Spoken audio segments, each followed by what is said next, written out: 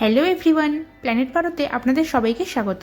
আমি পারমিতা, আর আমার আজকের রেসিপি হলো আমাদের সবার খুব পছন্দের একটা মিষ্টি ল্যাংচা রেসিপি। আজ আমি খোয়া ক্ষীর, ছানা এইসব ছাড়াই ঘরে থাকা খুব সামান্য উপকরণ দিয়েই এই ল্যাংচা মিষ্টি আপনাদেরকে তৈরি করে দেখাবো। তাহলে চলুন আর দেরি না করে শুরু করা যাক আজকের রেসিপি ল্যাংচা মিষ্টি। প্রথমেই আমি কিছু শুকনো ইনগ্রিডিয়েন্টস চেলে নেব।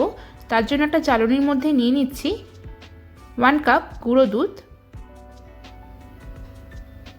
1/3 কাপ ময়দা এবং 1 টিস্পুন বেকিং পাউডার।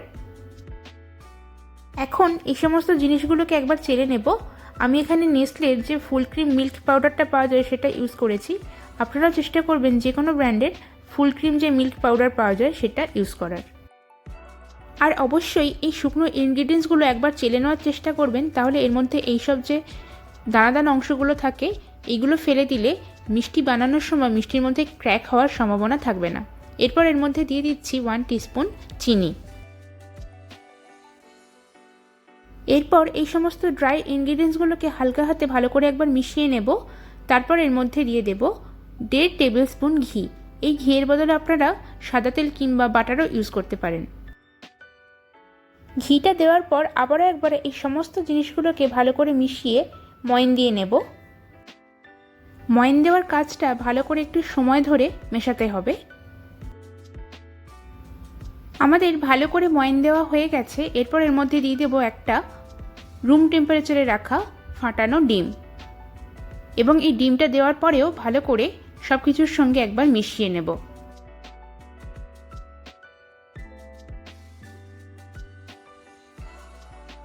ডিম দিয়ে আমাদের মেশানো হয়ে গেছে। এরপর রুম টেম্পারেচারে রাখা 1/4 কাপ দুধ দিয়ে এই ডোটাকে আমি মেখে নেব। তবে বেশি শক্ত করে মাখবো না, একটু আঠালো আঠালো করেই এই ডোটাকে মাখতে হবে। তবে সব দুধটা একেবারে দিয়ে দেব না, অল্প অল্প করে দুধ নেব আর এইভাবে ডোটাকে মেখে নেব। দেখুন আমার ডোটা মাখা হয়ে গেছে। এতটাই আঠালো করে মাখতে হবে, এর থেকে বেশি শক্ত করা যাবে না। তবে ভয় পাওয়ার কিছুই নেই। এটাকে আমি এখন 10 থেকে 15 মিনিট ঢাকনা কভার করে রেখে দেব, আর এই 10-15 মিনিটেই এই ডোটা সেট হয়ে যাবে।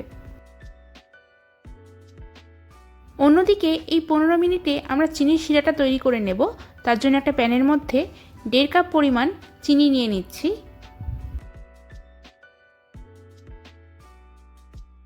এবং সেই কাপেরই মেপে 4 কাপ পরিমাণ জল নিয়ে নিচ্ছি।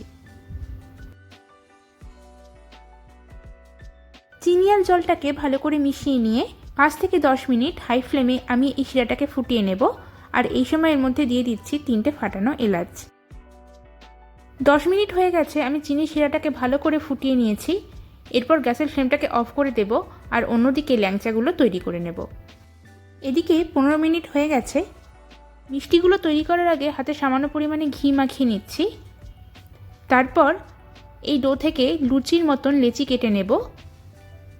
তারপর এইভাবে করে গোল করে ল্যাংচার শেপ আমরা দিয়ে নেব। আর এইভাবে আমরা প্রত্যেকটা মিষ্টি তৈরি করে নেব। তবে মিষ্টির সাইজটা আপনারা আপনাদের পছন্দ অনুযায়ী ছোট বা বড় করে নিতে পারেন।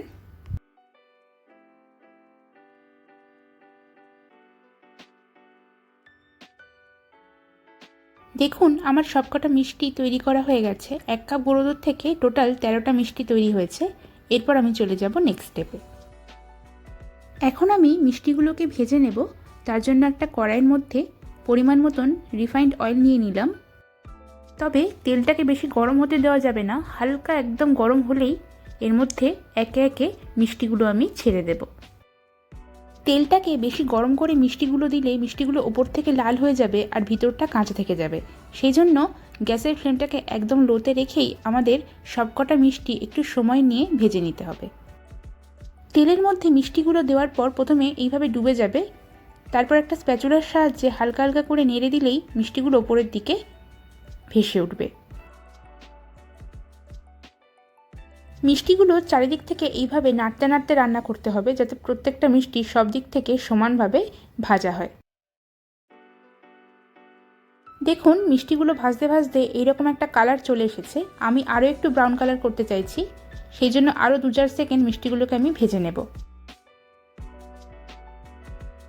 মিষ্টিগুলো আমার ভাজা হয়ে গেছে। প্রায় 7-8 মিনিট ধরে লো ফ্লেমে আমি মিষ্টিগুলো ভেজে নিয়েছি। ল্যাংচার যে কালার হয় সেই কালারটা চলে এসেছে।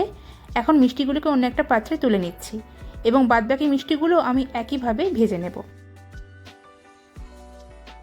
সবকটা মিষ্টি ভাজার পর মিষ্টিগুলোকে 5 মিনিট একটু ঠান্ডা করে নিয়েছি।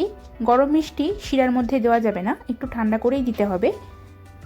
তারপর গ্যাসের ফ্লেমটাকে অন করে মিষ্টিগুলোকে আমি 15 মিনিট মতন একটু জাল করে নেব। আর এই সময় গ্যাসের ফ্লেমটাকে হাইতে রেখে একটা ঢাকনা কভার করে দেব। তারপর 10 থেকে 15 মিনিট পর আমি ফিরে আসছি। 15 মিনিট পর ফিরে এলাম। দেখুন মিষ্টিগুলো ফুলে প্রায় ডাবল হয়ে গেছে। এই সময় আমি মিষ্টিগুলোকে হালকা হাতে একটু নেড়ে চেড়ে দেব। তারপর গ্যাসের ফ্লেমটাকে অফ করে দেব। আর একটা ঢাকনা কভার করে মিষ্টিগুলোকে এইভাবেই 4 থেকে 5 ঘন্টা রেখে দেব। তারপর ফিরে আসছি। 5 ঘন্টা পর ফিরে এলাম। দেখুন মিষ্টিগুলো কতটা রস টেনে নিয়েছে আর তার ফলে মিষ্টিগুলো ফুলে পুরো ডাবল হয়ে গেছে।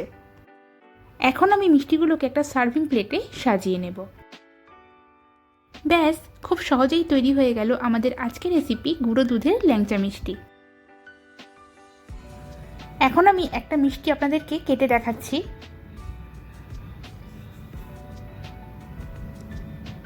দেখুন মিষ্টির ভিতরে কত সুন্দরভাবে রসটা ঢুকেছে আর মিষ্টিটা কতটা সফট হয়েছে। আপনারাও বাড়িতে এই রেসিপিটি অন্তত একবার ট্রাই করবেন। আশা করি আপনাদেরও খুবই ভালো লাগবে। আর এই রেসিপিটি যদি আপনাদের ভালো লেগে থাকে তাহলে একটা লাইক এবং সাবস্ক্রাইব করে আমার পাশে থাকার অনুরোধ রইল। সবাই সুস্থ থাকবেন, সাবধানে থাকবেন। দেখা হচ্ছে আরও একটা নতুন রেসিপির সাথে। ততক্ষণের জন্য টাটা।